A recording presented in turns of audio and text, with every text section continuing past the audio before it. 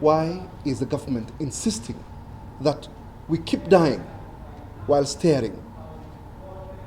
While social areas like bars, hotels, and other areas have been opened up.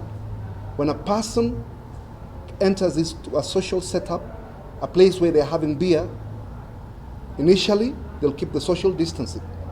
But when the beer takes effect, and definitely you know you cannot be drinking while your mask is on. And the moment you get tipsy, you'll be hugging your friend.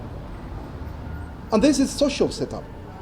We who are providing a service are told to keep to that 1 meter while we are making losses. This shows there is a non-appreciation of our service by the government.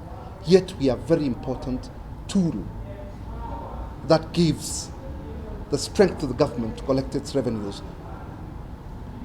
So this issue of social distancing, we are telling the government, here we are.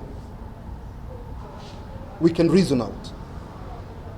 We have to allow our vehicles to carry the full capacity.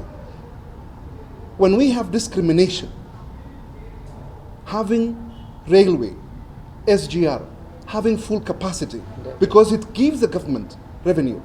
What of us who are giving a service while doing private business?